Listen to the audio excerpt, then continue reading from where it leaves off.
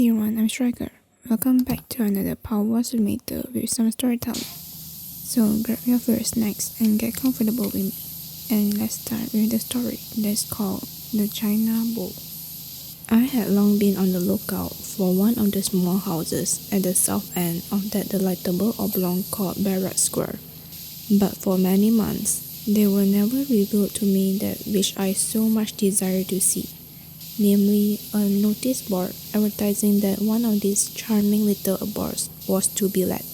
At length, however, in the autumn of the current year, in one of my constant passages through the square, I saw what my eye had so long starved for, and within 10 minutes, I was in the office of the agent in whose hand the disposal of number 29 had been placed. A communicative clerk informed me that the present list Sir Arthur Benson was anxious to get rid of the remainder of his list as soon as possible, for the house had painful associations for him, owing to the death of his wife, which had taken place there not long before. He was a wealthy man, so I was informed, Lady Benson having been a considerable heiress, and was willing to take what is professionally known as a ridiculous low price in order to get the house off his hand without delay. An order to view was thereupon given me, and a single visit next morning was sufficient to show that this was precisely what I had been looking for. Why Sir Arthur should be so suddenly anxious to get rid of it, at a price which certainly was extremely moderate, was no concern of mine, provided the drains were in good order, and within a week the necessary business connected with the transference of the list was arranged. The house was in excellent repair, and less than a month from the time I had first seen the notice board up, I was aesthetically established there. I had not been in the house more than a week or two when, one afternoon, I was told that Sir Arthur had called, and would like to see me if I was disengaged. He was shown up, and I found myself in the presence of one of the most charming men I have ever had the good fortune to meet.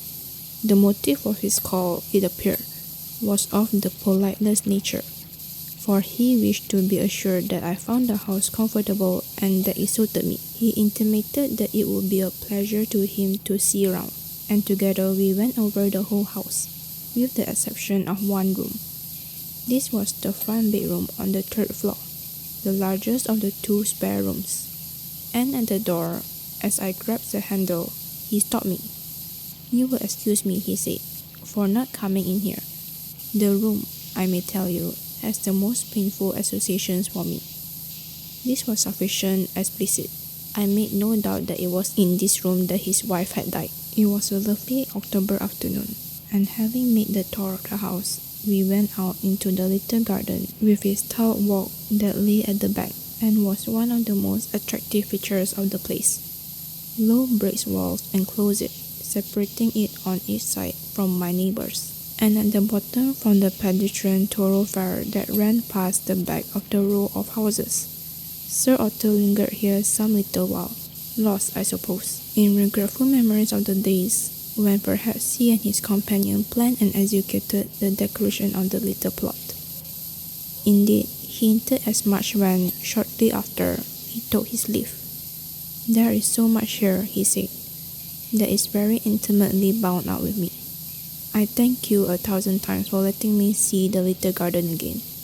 And once more, as he turned to go into the house, his eyes looked steadfastly and wisely down the bright borders. The regulations about the lighting of houses in London had some little while previously demanded a more drastic task, and a night or two later, as I returned home after dinner, through the impenetrable obscurity of the streets, I was horrified to find a bright light streaming cheerfully from the upper windows in my house, with no blinds to obscure it. It came from the front bedroom on the third floor, and letting myself in, I proceeded hurriedly upstairs to quench this forbidden glow. But when I entered, I found the room in darkness, and on turning up the lights myself, I saw that the blinds were drawn down, so that even if it had been lit, I could not have seen from outside the illumination which had made me hasten upstairs. An explanation easily occurred to me. No doubt the light I had seen did not come from my house, but from windows of a house adjoining. I had only given one glance at it, and with this demonstration that I had been mistaken, I gave no further conscious thought to the matter. But subconsciously, I felt that I knew that I had made no mistakes. I had not in that hurried glance confused the window of the house next door with my own. It was this room that had been lit. I had moved into the house, as I have said, with extraordinary expedition, and for the next day or two, I was somewhat busily engaged. After my day's work was over, in sorting out and largely destroying accumulations of old books and papers, which I had not had time to go through before my move. Among them, I came across an illustrated magazine, which I had kept for some forgotten reason, and turning over the pages to try to ascertain why I had preserved it, I suddenly came across a picture of my own back garden. The title at the top of the page showed me that the article in question was an interview with Lady Benson, and her portrait and that of her husband made a frontispiece to it. The coincidence was a curious one, for here I read about the house which I now occupied, and saw what it had been like in the range of its late owners. But I did not spend long over it, and added the magazine to the pile of papers destined for destruction. This grew steadily, and when I had finished turning out the cupboard which I had resolved to empty before going to bed, I found it was already an hour or more past midnight. I had been so engrossed in my work that I had let the fire go out, and myself get hungry, and went into the dining room which opened into the little back garden, to see if the fire still smoldered there, and a biscuit could be found in the cupboard. In both respects I was in luck, and while eating and warming myself, I suddenly thought I heard a step on the tiled walk in the garden outside. I quickly went to the window and drew aside the thick curtain, letting all the light in the room pour out into the garden, and there, beyond doubt, was a man bending over one of the beds. Startled by this illumination, he rose, and without looking around, ran to the end of the little yard and, with surprising agility, vaulted onto the top of the wall and disappeared. But at the last second, as he silhouetted there, I saw his face in the shaded light of a gas lamp outside, and to my indescribable astonishment, I recognized Sir Arthur Benson. The glimpse was instantaneous, but I was sure I was not mistaken, any more than I had been mistaken about the light which came from the bedroom that looked out onto the square. But whatever tender association Sir Arthur had with the garden that had once been his, it was not seemly that he should adopt such means of indulging them. Moreover, where Sir Arthur might so easily come, there too might others whose intentions were less concerned with sentiment than with burglary. In any case, I did not choose that my garden should have such easy access from outside, and next morning I ordered a pretty stiff barrier of iron spikes to be erected along the outer wall. If Sir Arthur wished to muse in the garden, I should be delighted to give him permission, as indeed he must have known from the cordiality which I was sure I showed him when he called. But this matter of his seemed to me irregular, and I observed next evening, without any regret at all, that my order had been promptly executed. At the same time, I felt an invincible curiosity to know for certain if it was merely for the sake of a solitary midnight vigil that he had come. I was expecting the arrival of my friend Hugh Granger the next week, to stay a night or two with me, and since the front spare room which I proposed to give him had not at present been slept in, I gave orders that a bed should be made up there the next night for me, so that I could test with my own vile body whether a guest would be comfortable there. This can only be proved by personal experience. Though there may be a table apparently convenient to the head of the bed, though the dressing table may apparently be properly disposed, though it seemed as if the lighting was rightly placed for reading in bed, and for the quenching of it afterwards without disturbance, yet practice and not theory is the only method of settling such questions. And next night, accordingly, I both dressed for dinner in this front spare room, and went to bed there. Everything seemed to work smoothly. The room itself had a pleasant and restful air about it, and the bed exceedingly comfortable. I fell asleep almost as soon as I put out the electric light, which I had found adequate for reading small print. To the best of my knowledge, neither the thought of the last occupant of the room, nor of the light that I believed I had seen burning there one night entered my head at all. I fell asleep, as I said, at once, but instantly that theatre of the brain, on the boards of which dreams are transacted, was brightly illuminated for me, and the curtain went up on one of those appalling nightmare pieces, which we can only vaguely remember afterwards. There was a sense of flight, clock, impotent fight from before some hideous spiritual force. The sense of powerlessness to keep away from the terror that gained on me. The strangling desire to scream, and soon the blessed dawning consciousness that it was but with a dream that I wrestled. I began to know that I was lying in bed, and that my terrors were imaginary, but the trouble was not over yet, for with all my efforts, I could not raise my head from the pillow, nor open my eyes. Then, as I drew nearer to the boundaries of waking, I became aware that even when the spell of my dream was altogether broken, I should not be free. For through my eyelids, which I knew had closed in the darkened room, there now streamed a vivid light, and remembering for the first time what I had seen from the square outside, I knew that when I opened them, they would look out onto the lit room, peopled with who knew what phantoms of the dead or living. I lay there for a few moments, after I had recovered complete consciousness, with eyes still closed, and felt the trickle of sweat on my forehead. The horror I knew was not wholly due to self-coined nightmare of my brain. It was the horror of expectancy more than of retrospect, and then curiosity, sheer stark curiosity, to know what was happening on the other side of the curtain of my eyelids prevailed, and I sat and looked. In the armchair just opposite the foot of my bed sat Lady Benson, whose picture I had seen in the illustrated magazine. It simply was she. There could be no doubt whatever about it. She was dressed in a bedgown, and in her hand was a small flatted china bowl with a cover and a saucer, and began to feed herself with a spoon. She took some half-dozen mouthfuls, and then replaced the cover again. As she did this, she turned full face towards where I lay, looking straight at me, and already the shadow of death was fallen on her. Then she rose feebly, barely, and took a step towards the bed.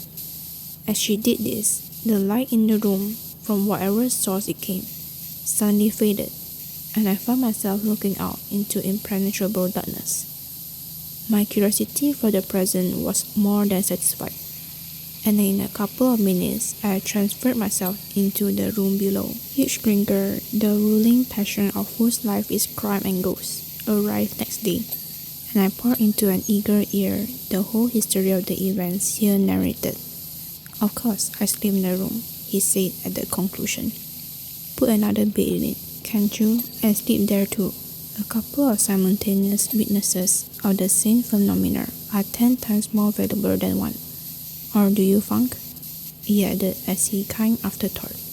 I funk, but I will, I said. And are you sure it wasn't all part of your dream? He asked. Absolutely positive. His eyes glowed with pleasure. I funk too, he said. I funk horribly, but that's part of the allurement. It's so difficult to get frightened nowadays. All but a few things are explained and accounted for. What one fears is the unknown. No one knows yet what ghosts are, or why they appear, or to whom. He took a turn up and down the room.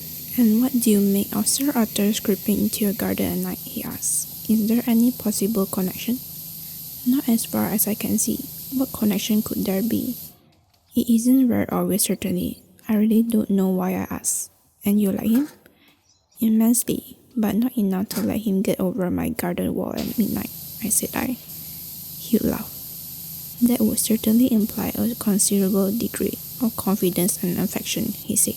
I had caused another bed to be moved in Hugh's room, and that night, after he had put out the light, we talked a while and then relapsed into silence. It was cold, and I watched the fire on the hearth die down from flame into glowing coal, and from glow into clinkering ash, while nothing disturbed the peaceful atmosphere of the quiet room Then it seemed to me as if something broke in, and instead of lying tranquilly awake, I found a certain horror of expectancy. Some note of nightmare began to hum through my waking consciousness.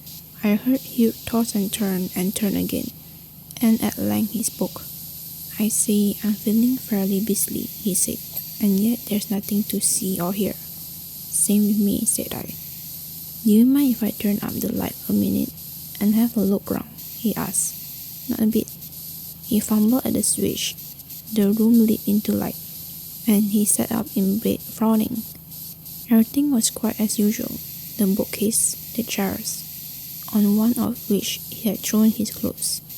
There was nothing that differentiated this room from hundreds of others, where the occupants lay quietly sleeping. "It's queer," he said, and switched off the light again. There is nothing harder than to measure time in the dark, but I do not think it was long that I lay there, with the sense of nightmare growing momentarily on me, before he spoke again in an odd, cracked voice. "It's coming," he said.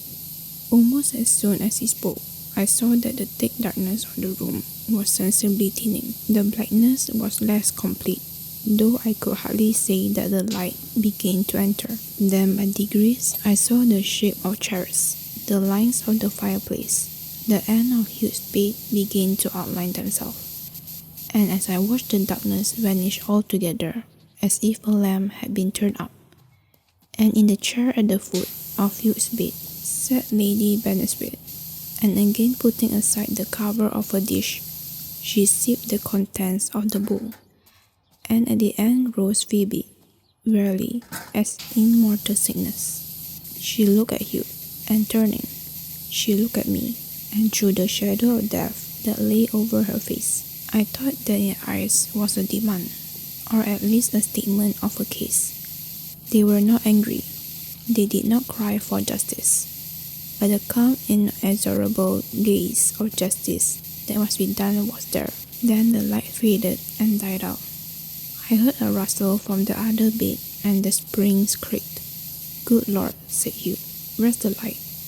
His finger fumbled and found it, and I saw that he was already out of bed, with streaming forehead and chattering teeth. "I know now," he said. "I half guessed before. Come downstairs." Downstairs we went, and he turned up all the passage lights as we passed.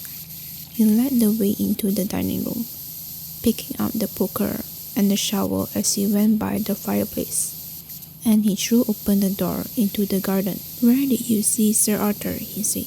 "Where? Exactly where?" Still not guessing what he saw, I pointed out to him the spot, and loosening the earth with the poker, he dug into the bed. Once again, he plunged the poker down, and as he removed the earth, I heard the shovel grate on something hard, and then I guessed. Already he was at work with his fingers in the earth, and slowly and carefully, he drew out the fragments of a broken china cover. Then, diving again, he raised from the hole a fluted china bowl, and I knew I had seen it before, once and twice. We carried this indoors and cleaned the earth from it. All over the bottom of the bowl was a layer of some thick porridge-like substance, and a portion of this I sent next day to a chemist, asking him for his analysis of it. The basis of it proved to be oatmeal, and in it was mixed a considerable quantity of arsenic. Hugh and I were together in my little sitting room, close to the front door, where on the table stood the china bowl with the fragments of its cover and saucer. When this report was brought to us, and we read it together, the afternoon was very dark, and we stood close to the windows to decipher the minute handwriting, when there passed the figure of Sir Arthur Benson. He saw me, waved his hand, and a moment afterwards the front door bell rang. "Let him come in," said Hugh. "Let him see that on the table." Next moment, my servant entered, and asked if the scholar might see me. "Let him see it," repeated Hugh. "The chances are that we shall know if he sees it unexpectedly." There was a moment's pause while in the hall, I suppose, Sir Arthur was taking off his coat.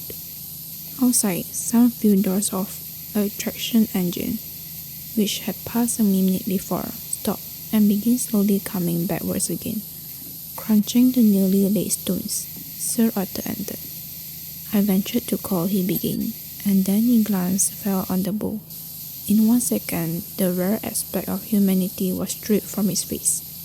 His mouth drooped open, his eyes grew monstrous and protruding, and what had been the pleasant, neat-featured face of a man was a mask of terror, a gargoyle, a nightmare countenance. Even before the door that had been opened to admit him was closed, he had turned and gone with a crouching, stumbling run from the room, and I heard him at the latch of the front door.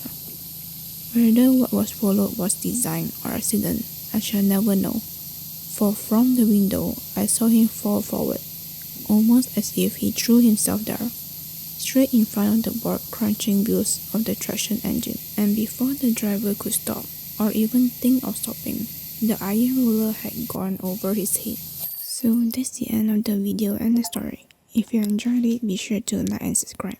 And if you have any suggestion on what videos I can make in the future, please feel free to put it in the comment section below. And be sure to drink enough of water and hope you enjoy the rest of your day. Goodbye.